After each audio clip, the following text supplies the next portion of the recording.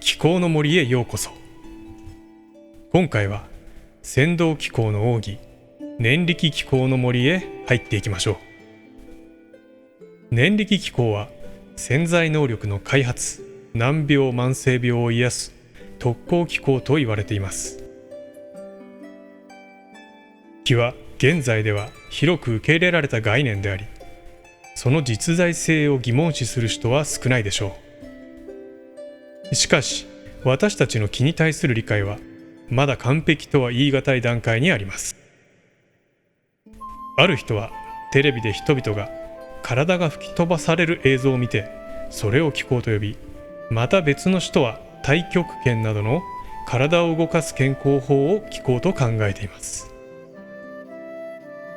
もちろんこれらの見解に誤りはありません。それらは気候の一部ですが、気候はその何千種類もの工法からなる多様な体系を持っています。今回はこれらの多様な工法の中でも念力気候に焦点を当てて紹介したいと考えています。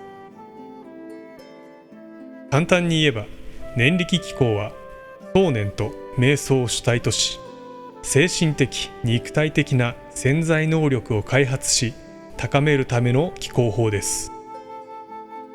念力気候は大きく3つの派閥に分けられます。仙道気候、密教気候、仏教気候。これらの派閥は中国の長い歴史から発展してきたもので、先人たちが自身で体験し実践してきたものです。これらの工法を広く知っていただき、気候の奥深い世界に興味を持ち、深く追求していただきたいと願っています。気についての理解は未だ途中段階であることを忘れずに、気候を通じて私たちの内なる潜在能力を開花させる旅に出発しましょう。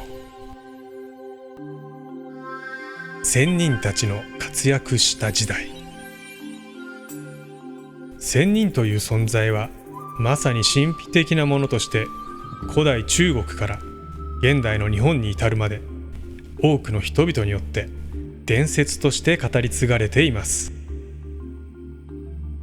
彼らは長い白ひげを持ち、雲に乗り、霞を食べるというまるで夢の中のキャラクターのような特徴を備えており、その存在は非現実的に思われるかもしれません。しかしこれらの伝説は現実の謙遜から逃れ、人々に無限のロマンと希望をもたらし、悩みを和らげる役割を果たしてきました。しかし仙人が存在しないのか、それとも存在するのかという疑問があります。気候師の梁隠禅は仙道と気候の研究に情熱を捧げ、仙人の実在を強調しています。彼は仙人が授けた仙術の練習法を通じて、誰もが仙人の存在を実感し、日常生活で仙人の助けを受けることができると主張しています。古代中国の古典文学によれば、我々の世界は天界、妖界、陰界の3つの異なる空間から成り立っています。仙人たちは天界に属し、その神秘的な世界を人々が理解することは難しく、そのために仙人伝説は通俗的に表現され伝説化されました。実際の仙人の実態が一つの実態でない可能性も示唆されています。仙人は高エネルギー脳波の組み合わせとしても考えられていますが、有形の人間の体と無形の脳波の間に存在するものとも言われています。要するに仙人伝説は歴史と神話、現実と幻想が交錯する複雑な領域であり、その正体については未だ謎に包まれています。仙道はその成立について3つの時代区分をたどります。原始仙道の出現。仙道の最初の時代では理論的な基盤はまだ確立されず、自然崇拝に基づく素朴な宗教でした。太陽、月、星、川、山などの自然現象や祖先が神の霊として崇められ、定期的な祭祀が行われていました。これらの信仰は次第に天の神、土地の神、人間、鬼、悪魔などの霊的な体系へと発展しました。貴族階級の支配者たちは精製武術を通じて国を治めようとし、一方で神仙法師として知られる人々が仙道を実践しました。これにより原始仙道は花盛りの時期を迎えました。道家系統の形成。老子が道徳教を表したことで仙道に理論的な基盤が築かれました。道家学派が春秋戦国時代から長い時代にわたって発達し、仙道は理論的にも実践的にも成長しました。秦の始皇帝や漢の武帝など仙道に傾倒する皇帝が現れ、仙道の発展を後押ししました。道家は陰陽五行学、易学、儒学など他の学派からの要素を取り入れ、さまざまな秘伝術を組み合わせて道教を作り上げました。そして東漢時代には五と米道など宗教団体が仙道を取り入れ、道教として整理されました。道教の創立。仙道が生まれた背景には人間の命と生死に対する不安が存在しました。地球や宇宙の存在の限界については分かりませんが、人間の命は限られています。この生と死の重荷から解放されたいという欲望が仙道の原動力となりました。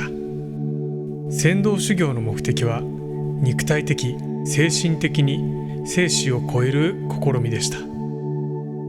また仙道は病気の回復にも効果があると示されています。長年の研究と実践により、仙道養生法と仙道超能力が200以上の病気の回復に寄与することが明らかになりました。これには呼吸器系、消化器系、循環器系、頻尿器系、神経系、外科病、耳鼻咽喉眼科、皮膚病、悪性疾患などが含まれます。これらの成果は多くの仙道研究家による継続的な努力と実験の結果です。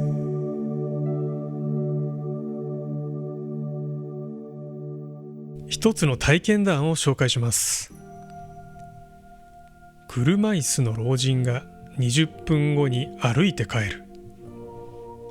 ある日、友人から驚きの話を聞きました。友人が東京で開催された高級スポーツクラブで聞いた、まるで奇跡のような実話です。この話の主人公は80歳の N さんという方です。彼は大企業で役員を務めていましたが、なんと20年以上も坐骨神経痛に苦しんでおり、普段は車椅子を使用して生活していました。ある日、N さんは奥さんと息子さんに支えられて、その気功教室に参加しました。先生は実演を交えて受講生に効果を示すことを得意としており、この日もその実演が行われていました。N さんの体調は非常に悪く、座っているだけでも激しい痛みを感じていました。まず先生は簡単な検査を行い、気功を使用して N さんの体にエネルギーを送りました。この時エネルギーが N さんの体に当たると、先生自身にも何らかの反応が現れたといいます。検査の結果、N さんの坐骨神経が腰の関節に圧迫されており、さらに股関節、膝関節、足首の関節にも炎症が起き、全身の血液循環も悪化していることが判明しました。これまでに手術や薬物治療、漢方などを試みたという N さんは、何一つ改善されなかったとのことでした。ここで先生は通常の治療法を超えた仙道気功を試すことを決意しました。外に出て瞑想を始め、教室全体を温泉に変え、N さんが熱いお湯に浸かっているイメージを持ちました。約10分後、先生が教室に戻ると N さんの体が揺れていました。N さんは、体が熱くて気持ちいいが揺れが収まらないと語ったとのことです。先生は心配しないように伝え、次に天目と呼ばれる眉間の位置からエネルギーを送り、骨格だけが見えるようにしました。そして骨盤を元通りに戻す術を81回繰り返しました。同様に膝関節には64回、足首には36回繰り返しました。その結果、N さんの揺れはますます激しくなりました。先生は治療を終了し、終わりましたよと声をかけました。すると N さんは驚くべきことに立ち上がり、一人で歩いて席に戻ったのです。この瞬間、教室内には驚きと歓喜の声が広がりました。N さんも自分が車椅子を使わずに立ち上がり歩くことができたことに感動し、喜びに包まれたそうです。その後、何回か治療を受けた N さんはすっかり元気を取り戻し、車椅子を必要としなくなったといいます。皆さん、今日は船頭気功について興味深い情報と実際の体験談を共有しました。この素晴らしい旅の終わりに最後にお伝えしたいことがあります。船頭気功は私たちが持つ潜在能力を開花させ、体験を超えた癒しや成長を可能にする不思議な方法を提供します。N さんの驚くべき回復はその力の一端を示すものであり、私たちがまだ解明しきれていない可能性に対する扉を開いてくれました。この旅が気候の奥深い世界に少しでも興味を持つきっかけとなり、新しい探求の一歩となりますよう願っています。